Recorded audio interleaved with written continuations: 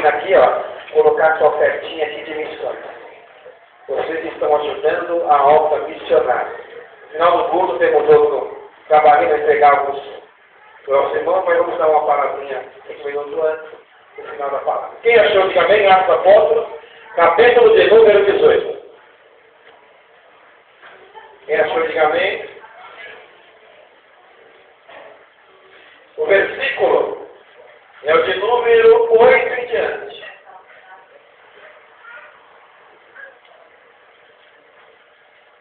Glória a Deus. Eu vou ler aqui o primeiro, para vocês vão ter entendimento. Paulo em Corinto, em Éfeso, volta para Jerusalém. Depois disso partiu Paulo de Atenas e chegou a Corinto.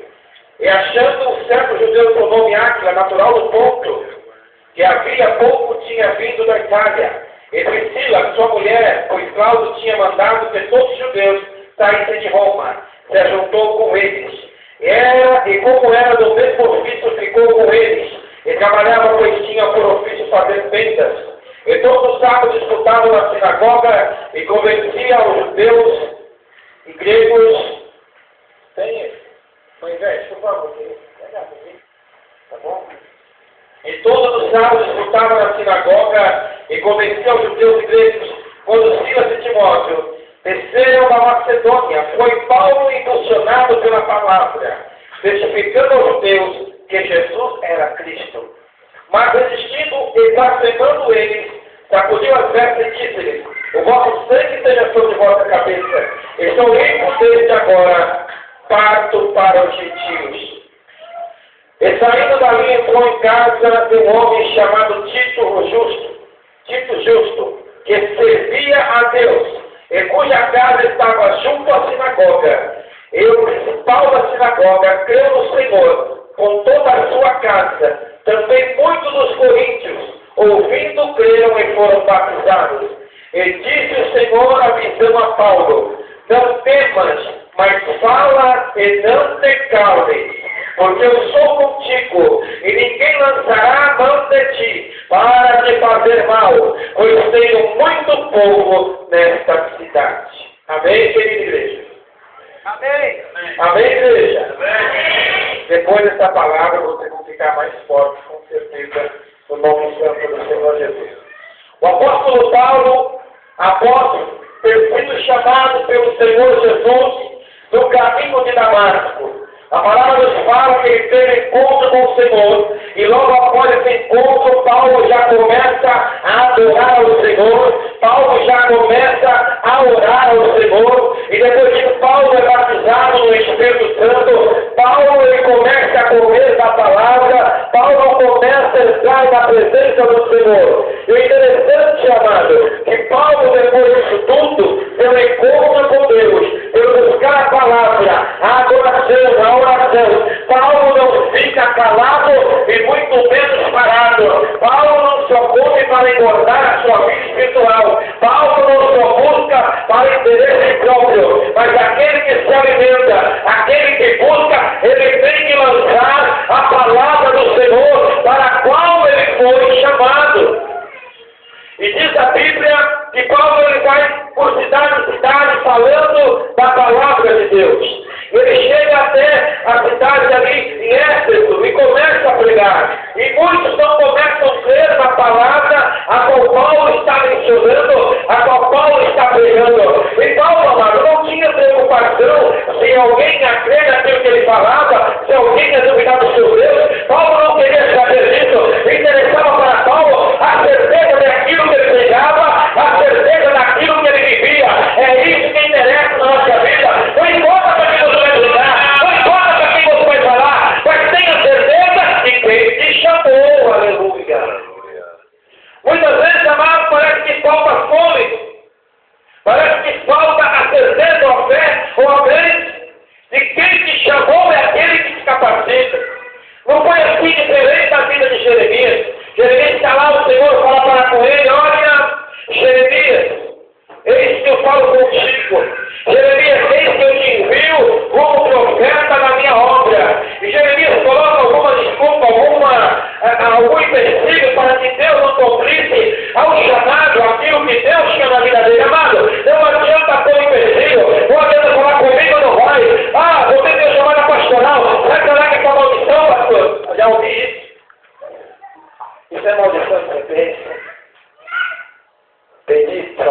talvez episcopado, amado, Aleluia.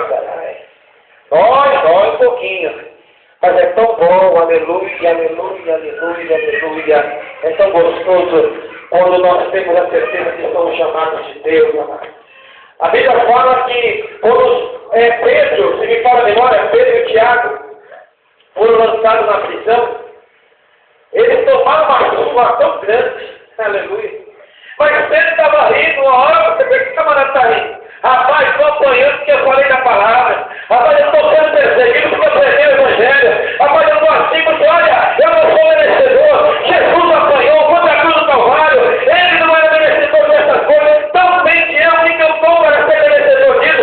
Estou sofrendo, mas é pelo amor de Cristo. Estou sendo perseguido, mas é pelo amor de Cristo. Estou sendo juliado, mas é pelo amor de Cristo. Aleluia. Bem-aventurado, quer viver a bem-aventurança, igreja do Senhor. Bem-aventurado aquele que chora, aleluia. Porque serão consolados. Aleluia. Bem-aventurado que aqueles que têm sede de justiça, Pai, justiça, Senhor. Porque serão fartos. É as bem-aventuranças, Senhor. Diz a palavra do Senhor. Que quando Paulo chega e todos os carros disputavam na sinagoga e convenciam os judeus e gregos com Silas e Timóteo, descendo a Macedônia foi Paulo, impulsionado pela palavra. Amado, o que nos impulsiona a nossa vida é a palavra do Senhor. O que nos impulsiona, e o que é impulsionar, nos levar para frente, o que é impulsionar, nos levar adiante. Amado, o que nos impulsiona estar aqui esta noite, pregando. Tem irmão aqui que a esposa está doente lá em casa, mas o que impulsiona é a palavra do Senhor que diz: ei, eu cuido do seu, eu sou contigo, eu para, continua. É isso que nos impulsiona, a palavra do Senhor. Quando tudo diz para a gente: para. Quando as circunstâncias dizem para você: ei, larga disso. Ei, quando o que você vê com os olhos carnais diz: não vai dar certo. Aí vem a palavra do Senhor dizendo: não, a última palavra é minha. E os pensamentos do Senhor para mim da sua vida são pensamentos de vitória e não de derrota. São pensamentos de vida e não de morte. Glória a Deus. E quando Silas tinha uma terceira Macedônia, foi Paulo impulsionado pela palavra, testificando aos judeus que Jesus era o Cristo. Amada, a nossa fé, ela é aguçada, ou ela é instigada, ou ela é mexida de acordo com as nossas tropas, irmão. Você crê nisso? Quando vai tudo bem no barco, amado, parece que a necessidade de orar, ela se torna pouca. Quando vai tudo bem no barco, parece que a presença do Senhor talvez não seja tão importante. Quando vai tudo bem no barco, parece que as nossas próprias forças podemos chegar a algum lugar. Mas o Senhor se me põe a falar: sem mim nada podeis fazer. Sem mim nada podeis fazer. A glória é minha, você é vaso meu. Se eu não estiver no negócio, não vai. É a glória do Senhor, amado. E começa a vir as provas, as lutas, e nos traz uma necessidade de descer da presença do Senhor. As lutas parecem que molham nosso coração e nos faz chorar na presença de Deus. As lutas não são para matar, mas elas começam a nos fazer chegar mais perto da cruz, mais perto do Senhor, e vemos a necessidade de descer na presença dele, de adorá-lo e dizer: só o Senhor é Deus, aleluia.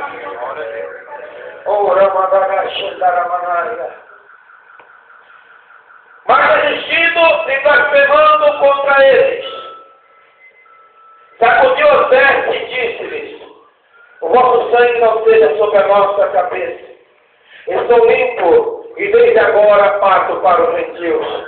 Mas não queriam ouvir a palavra de Deus. Quando o pregador fala, Isaías disse: quem deu crédito na pregação foi lido aqui. Vou falar a memória. Quem deu crédito à nossa pregação e quem estendeu o braço do Senhor. Eu digo para você que a palavra de Deus, ela estende o braço. A palavra de Deus, ela tem crédito para aqueles que recebem, para aqueles que nem estão ouvindo e ouvindo.